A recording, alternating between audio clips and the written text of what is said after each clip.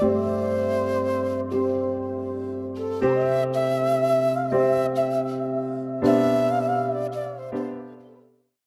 মানে আসছে, শহীদের আসছে। 21 মানে ফেব্রুয়ারি আসছে, 21 মানে মুক্তিযুদ্ধ আসছে, 21 মানে আমাদের প্রাণের বইমেলা। আমরা এই বইমেলাকে কেন্দ্র করে আয়োজন করেছি এনিগমা টেলিভিশনের পক্ষ থেকে নতুন মলাটের ঘ্রাণ এই আয়োজন।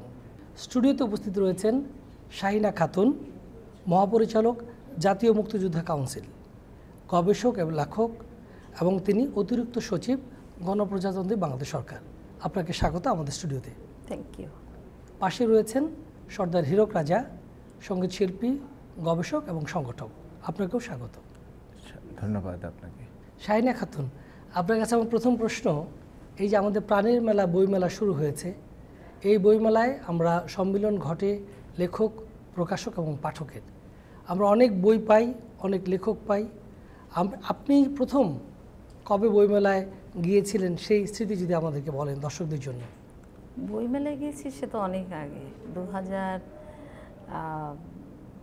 1990 সাল থেকে আমরা ঢাকাতে থাকি পারিবারিকভাবে। বইমেলায় প্রতি বছর যাওয়ার একটা অভ্যাস আছে। আর 2014-15 থেকে বা তারও আগে থেকে প্রতি বছর বইমেলায় যাই, বিশেষ করে বৈশাখী মেলা আর বইমেলা, এই দুটো প্রাণের জিনিস। বইমেলায় যাওয়া, বই প্রকাশেরও অনেক আগের থেকে বইমেলায় যাওয়া। আপনার লেখালেখি যে জগৎ এবং গবেষণা, আপনার গদ্য রয়েছে, পদ্য রয়েছে, আমরা দেখেছি কবিতার বই দিয়ে আপনার শুরু হয়েছিল। এই কবিতা কি আপনার শৈশব বা কৈশোরে আপনি লেখা শুরু করেছিলেন? একদম শৈশব থেকে লেখা শুরু। আমাদের গ্রামের বাড়ি খুলনাতে।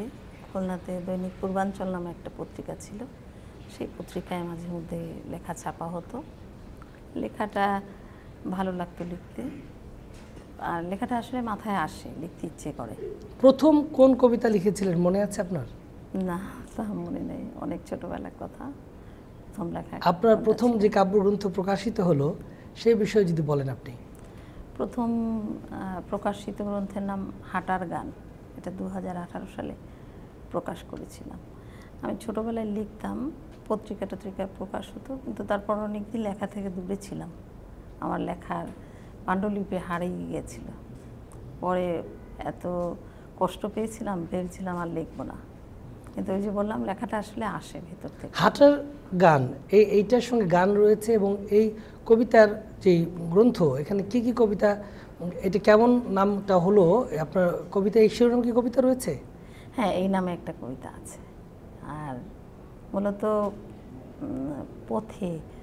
পথিক হাঁটতে হাঁটতে কী ভাবে, কী দেখে, প্রকৃতি, তার সঙ্গে তার যে বাস্তবতা, যে মানুষের জীবন, এই সমস্ত কথাবার্তা, এই জিনিসগুলো দেখতে দেখতে যে ভাবনাগুলো চলে এসেছিল, সেই ভাবনাগুলো ভাবতে ভাবতে যে লেখা, সেটা থেকেই হাঁটার গান। হাঁটার গান কোন প্রকাশনী থেকে এটা পাবলিশ হয়েছিল? এটা রেমন পাবলিশ। রেমন থেকে। জি। সর্দার হীরক রাজা, আপনি সঙ্গীত শিল্পী হিসেবে বেশি সমধিক পরিচিত, কিন্তু আপনার মূল কাজ কিন্তু লোকজ সঙ্গীত এবং লোক সংস্কৃতি নিয়ে গবেষণা করা। আপনি পড়াশোনাও এই লোকসঙ্গীত এবং ঢাকা বিশ্ববিদ্যালয়ের সঙ্গীত বিভাগে। আপনি যদি বলেন যে আপনার গবেষণার আগ্রহটা কি করে তৈরি হলো? আমার যে বিষয়টা নিয়ে ফ্যাসিনেশন, সেটা হচ্ছে যে আমাদের সংস্কৃতি কিন্তু খুবই হৃদ্য, বিশেষ করে আমাদের লোক সংস্কৃতি। কারণ আমরা জালালউদ্দিন রুমিকে দেখি, আমরা সক্রেটিস, ভল্টিয়ার বা আমাদের ইরানের কবি শেখ সাদিকে দেখি, তাদের যে দর্শনগুলো তারা রেখে গেছে, তার থেকে আরও সহজ এবং গ্রহণযোগ্য মাধ্যমে আমাদের লোককবিরা দর্শন রেখে গিয়েছে তাদের গানের মধ্যে। যে বলা হয় 64 কলার মধ্যে শ্রেষ্ঠ কলা হচ্ছে সঙ্গীত। সেই সঙ্গীতের মাধ্যমে আমাদের হাসন রাজা, আমাদের লালন ফকির, বিজয় সরকার, জারি সম্রাট মুসলিম উদ্দিন বয়াতি। কিন্তু দুঃখের বিষয় হচ্ছে যে তাদের উপরে একেবারে আমি বলবো যে ভালো জীবনী গ্রন্থ বা তাদের যে লেখনী রয়েছে, যে গানগুলো, সেইগুলো কম্পাইল করে পাবলিকেশন তৈরি করা, এগুলো সবার উপরে নেই। অথচ তাদের অনেকেরই গানই কিন্তু আমরা মুখে মুখে প্রচলিত, জনপ্রিয়। আমরা এখন যে কাজটা করছি সেটা হচ্ছে তাদের পাবলিকেশন বা তাদের যে গান এবং তাদের জীবনে নিয়ে আমরা পাবলিকেশন করছি। এর মধ্যে যেমন লালন ফকিরের উপরে আমরা করেছি সার্বজনীন লালন। এটা কি প্রথম গ্রন্থ আপনার? এটা না, এর আগে স্মৃতিসত্তা ভবিষ্যৎ নামে আমার আর একটা গ্রন্থ ছিল প্রথম। জি জি। কত সালে এটা প্রকাশিত হয়েছিল? এটা 17 সালে এটি হয়েছিল। এরপরে হচ্ছে সার্বজনীন লালন। এরপরে আমি যে কাজটি করেছি, ইউনেস্কোর এক্সপার্ট হিসেবে আমি কাজ করেছি। এটা হচ্ছে আমাদের একবারে সর্বজন শ্রদ্ধেয় শাহ আব্দুল করিম জীবন ও তার সঙ্গীত সমগ্র। এখন আমার প্রায় এই গ্রন্থটা কোথা থেকে প্রকাশিত হলো? এটা প্রকাশিত হয়েছে, এটা ইউনেস্কো থেকে প্রকাশিত হয়েছে। ইউনেস্কো আপনি জানেন যে ভাষা মাধ্যম কি বাংলা? বাংলা এবং ইংলিশও আছে। তো এটা ইউনেস্কোর একটা প্রজেক্ট ছিল, সেখানে আমি স্পেশালিস্ট হিসেবে কাজ করেছিলাম। মূলত অনেকের নাম এখানে দিতে হয় কাজের স্বার্থে বা বিশেষ গ্রহণযোগ্যতার স্বার্থে, কিন্তু মূল কাজটি কিন্তু আমাকেই করতে হয়েছে। এই যে গ্রন্থটা প্রকাশিত হলো বাই ল্যাঙ্গুয়েজে, দুই ভাষাতেই এটা প্রকাশিত হলো, আমাদের যারা গবেষক অথবা সাধারণ পাঠক তাদের কি এটা নাগালের মধ্যে আছে? হ্যাঁ, ডেফিনেটলি এটা নাগালের মাঝে আছে। এবং এটি আমার মনে হয় যে শাহ আব্দুল করিমের গান অনেকে ভুল লিরিক্সে করে, কিন্তু এটার ভিতর দিয়ে একটা গ্রহণযোগ্য তার ছেলেকে নিয়ে এবং তার যারা একেবারে সাক্ষাৎ শিষ্য ছিল তাদেরকে সম্পৃক্ত করেই আমি এই কাজটি করতে পেরেছি আর কি।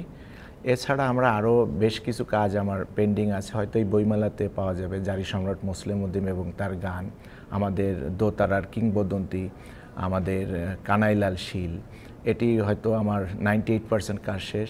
এছাড়া আমাদের নান্দনিক কবিগানের নান্দনিক কবি বিজয় সরকার এবং তার সঙ্গীত সমগ্র, এটি কাজও আমার বের হওয়া হয়তো এই বইমেলাতে। শাহিনা খাতুন, আমরা জানি যে আপনি সরকারের অত্যন্ত গুরুত্বপূর্ণ মন্ত্রণালয়ে কাজ করেন, দায়িত্ব গ্রহণ করেছেন। অতিরিক্ত সচিব এই দায়িত্ব পালনের পাশাপাশি এই লেখালেখি দুই তো এক কঠিন এই কাজ, কিভাবে সমন্বয় করেন আপনি? এটা আসলে কবিতা বা গদ্য লেখালেখিটা তো আসলে ছোটোবেলা থেকে এটা ভিতরে থেকেই যায়। সরকারের কাজ, রাষ্ট্রের কাজ, এটা তো করতেই হবে, এটা হচ্ছে পেশা। এবং এটার সাথে রাষ্ট্রকে ভালোবাসা, এটা একটা বিষয় আছে যে আমরা দেশকে ভালোবেসে কিছু কাজ করি, কিছু কাজ আপনার সরকারের প্রয়োজনে করি। সেই সব কিছু মিলিয়ে এটা হচ্ছে পেশা। আর আপনার লেখালেখি এটা তো ভালোবাসার জায়গা। কাঠকরবীর ফুল নামটা খুবই চমৎকার। এই নামকরণ করে কিভাবে কবিতার বইটা দ্বিতীয় গ্রন্থ করলেন আপনি? এই কাঠকরবীর ফুল নামে একটা কবিতা আছে এই কাব্যগ্রন্থে।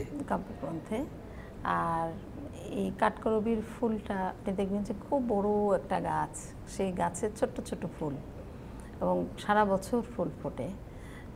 নানা রঙের ফুল আছে, সাদা আছে, পিঙ্ক আছে, তারপরে ইয়েলো রঙের ফুল ফোটে। এই যে ফুলগুলোর আপনি দেখবেন শিউলি ফুলের মতো গাছের নিচে পড়ে থাকে এবং খুব সুন্দর। আর এত বড় গাছে এত বেশি ফুল ফুটে কাঠকরবীর ফুল, আপনার ফুলের পাশ দিয়ে, গাছের পাশ দিয়ে গেলেও আপনার বসতে ইচ্ছে করবে বা লিখতে ইচ্ছে করবে। সেখান থেকেই আপনার কাব্য তৈরি হয়েছে। এরপর পাচ্ছি আমার অমরাবতীর গ্রাম, রেমন থেকে 2020 সালে প্রকাশিত হলো। এই প্রসঙ্গে যদি আপনি আলোকপাত করেন। অমরাবতী গ্রামটা একটা আমার মনের ভিতরে গোপনভাবে লুকিয়ে থাকা একটা গ্রাম, যে গ্রামটা খুব সুন্দর, যেখানে কোনো নিরানন্দ কিছু নেই, শুধু আনন্দ। সেই গ্রামে নদী আছে, পাখি আছে, ফুল আছে, ফল আছে, রাস্তা আছে, মানুষ আছে, কিন্তু সব কিছুই প্রেমময়, সব কিছু ভালোবাসার, সব কিছু আনন্দময়। সেখানে কোনো ঝগড়া নেই, ঝাঁটি নেই, মামলা নেই, মোকদ্দমা নেই, কোনো বিবাদ নেই কারোর সঙ্গে, কোনো দুঃখ নেই, শুধু সুখ আর সুখ। এরকম একটা গ্রাম। হীরক রাজা, আপনি তো লোকসঙ্গীত নিয়ে কাজ করেন। এই যে ভাষা, লোকসঙ্গীতের যে ভাষা আমরা পাই, এটা আমাদের সংস্কৃতি একটা বড় জায়গা স্থান করে আছে। আমরা নানান রকম মাতৃকতা পেয়ে থাকি। সিলেটের অঞ্চলের ভাষা একরকম লোকজ গানে, আমরা কিশোরগঞ্জ নেত্রকোনা পাচ্ছি এক ধরনের গান, কুষ্টিয়া পাচ্ছি এক ধরনের, রংপুর অঞ্চলে পাচ্ছি। ভাষা বৈচিত্র্য কিভাবে গানকে এবং আমাদের সংস্কৃতিকে সমৃদ্ধ করছে? ধন্যবাদ আপনাকে। আমার একটি কাজ আমি এর আগে অ্যাসিস্ট করেছিলাম, সেটাই হচ্ছে যে এথনো মিউজিকোলজি। তো এথনোমিউজিকোলজির মধ্যে দিয়ে যে জিনিসটা ফুটে ওঠে সেটা হচ্ছে যে ওই বিভিন্ন অঞ্চলের মানুষের হাসি, আনন্দ, দুঃখ, বেদনা, তাদের জীবনাচার, তাদের জীবনবোধ, তাদের সমাজ চিন্তা, এটা কিন্তু নানা অঞ্চলের ভাষার ভিতর দিয়ে, গানের ভিতর দিয়ে কিন্তু ফুটে ওঠে। এই যে বিভিন্ন অঞ্চল ভিত্তিক খাদ্য অভ্যাস, তাদের দৈনন্দিন জীবন, এই যে বৈচিত্র্যতা আছে, এইগুলো কিন্তু ভাষার ভিতর দিয়ে, গানের ভিতর দিয়ে, সুরের ভিতর দিয়ে কিন্তু ফুটে ওঠে, যা আমাদের লোকসংস্কৃতিকে এমনভাবে ঋদ্ধ করেছে। আমি বিশ্বাস করি এবং যতটুকু আমার জানাশোনা এবং গবেষণা করে দেখেছি যে সমগ্র বিশ্বকে যদি লোকসংস্কৃতিকে একদিকে দেওয়া হয়, বাংলাদেশকে যদি একদিকে, আমাদের বাংলাদেশের এই লোকসংস্কৃতির ভাণ্ডার অনেক ভারী হবে। আপনি কি একটু নমুনা বলবেন আমাদের গানের সুরে, যে কোন অঞ্চলের সুর কোন ভাষাটাকে কিভাবে বহন করে মানুষের কাছে পৌঁছে দিচ্ছে? যেমন হচ্ছে যে আমাদের উত্তরবঙ্গের ভাষাটা কি হয় যে একটা ভাঙ্গা থাকে। কেন ভাঙ্গা কেন থাকে? ওখানে গরুর গাড়ি, মহিষের গাড়ি, এই গাড়িতে যখন একটা আল পার হয় তখন সে লম্বা টান দেয়, তখন সেই গানের ভিতরে একটা ভাস কিন্তু চলে আসে। ও কি গাড়ি আল ভাই, কত রব আমি পন্থের দিকে চায়া রে। এই যে এখানে একটা ভাঙ্গার একটা সুর। আবার যখন আমরা দক্ষিণবঙ্গে যে বা পূর্ব দক্ষিণবঙ্গ, তখন কিন্তু ভাঙ্গাটা থাকে না, তখন ফ্ল্যাট একটা উদাস সুরে ভাটিয়ালি গায়। অকুল গাঙের ভাটির তরি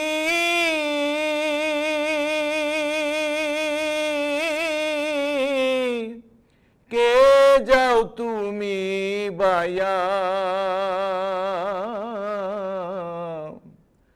আমারও বাজানের আগে খবর কইও যাইয়া। এই যে অঞ্চল ভিত্তিক আমাদের ভৌগোলিক যে একটা দিক নির্দেশনা দিচ্ছে। আবার আমরা দেখতে পাই যে আমাদের আধ্যাত্মিকতা, বিশেষ করে কুষ্টিয়া অঞ্চলে যে বলছে আমারে ঘরখানায় কে বিরাজ করে।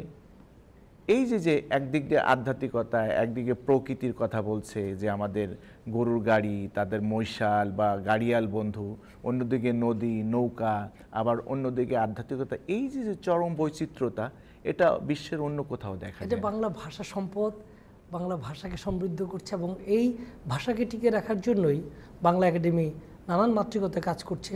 এই বইমেলা হচ্ছে, গবেষক লেখক তৈরি হচ্ছে। আপনি তো শাহিনা ম্যাডাম, আপনি তো কাজ করছেন লালনকে নিয়ে, লোকসংস্কৃতি নিয়ে। এই জায়গাটা আগ্রহ আপনার কিভাবে তৈরি হলো? এই যে ও বললো না, এটা আমাদের রক্তে মিশে আছে। আমাদের এই অঞ্চলের কালচার এত রিচ যে আমরা আসলে এটার মধ্যে না গিয়ে পারি না। আপনি যদি কুষ্টিয়া যান, যখন সাইজির যে প্রোগ্রাম হয় দুটো, দোল পূর্ণিমায় একটা, পয়লা কার্তিকে একটা, আমরা মনে হবে কি যে আবারও আসবো, আবার কবে আসবো। ভেতরটা আপনার এরকম মনে হবে যে কবে আবার লালনের ওখানে সাইজির আখড়ায় কবে যাব, আবার কবে গান হবে। অথবা আপনি যদি কোনো সাধুর সঙ্গে যান, আপনার তখন মনে হবে যে এই সাধুর সঙ্গে আবার কবে ফিরব, অথবা অন্য কোনো সাধুর সঙ্গে কবে আবার যাব। আর ও যে বললো যে বাউল আব্দুল করিম, আপনি টাঙ্গুয়ার হাওর পার হয়ে আপনি যখন বাউল আব্দুল করিমের বাড়ি যাবেন, অথবা ওই অঞ্চলের পথ দিয়ে হাঁটবেন, ছোট ছোট শিশুরা, আমি টাঙ্গুয়ার হাওরে একবার বেড়াতে গিয়েছিলাম, বাচ্চারা, হ্যাঁ, ওই নদীতে যারা বেড়াতে যায়, ওই হাওরে যারা বেড়াতে যায়, তাদেরকে ছোট ছোট সেবা দেয়, তার বিনিময়ে কিছু পায়। কিন্তু ওরা যে গলা ছেড়ে বাউল আব্দুল করিমের গান গায়, আপনি সেই সুরে মোহিত হয়ে যাবেন যে এত সুন্দর কি করে গায়। আর সেই ভালো লাগাটার আসলে কোনো মানে প্রোগ্রাম হচ্ছে, প্রোগ্রামে বাউল আব্দুল করিমের গান হচ্ছে, আর ওর গলায় ওইটা শোনা, এটা একটা আলাদা। আবার সিলেটে ওই যে এসে গাছগুলো পানির নিচে আছে, ওই যে জায়গাটার কি যেন নাম, ওইখানে একবার আমি গিয়েছিলাম। সেখানে ছোট ছোট ছেলেরা গান গাচ্ছে, মাঝি বয়স্ক, তারা গান করতেছে সিলেটি ভাষায়। ওখানকার যে সুর, ওখানকার যে পথ ঘাট নদী, ওদের যে ভাষার যে স্টাইল, সেটার সঙ্গে মিলিয়ে ওরা যে গান করছে সেটা অদ্ভুত সুন্দর। এর বাইরে গিয়ে আপনি একটা খুব গুরুত্বপূর্ণ কাজ করলেন, আত্মকথা লিখলেন একজনের, তিনি হচ্ছেন রাজকুমারী ইন্দ্রপ্রভা। এই কাজটা আপনি কিভাবে করলেন? এটা একটা অদ্ভুত, হ্যাঁ, আমি মনে করি যে এটা করার সময় এসছে সরকারের। মানে তিনি বাংলা সাহিত্যের দ্বিতীয় মহিলা কবিদের মধ্যে একজন। চন্দ্রাবতীর পরে যদি কারো নাম আসে তাহলে ইন্দ্রপ্রভার নাম আসা উচিত। উনি হচ্ছেন রাজা দয়ারামের ছোট মেয়ে। তো উনি যে লিখেছেন, ওনার এত বেশি লেখা আছে যে ইচ্ছে করলে 20টা বই প্রকাশ করা যাবে।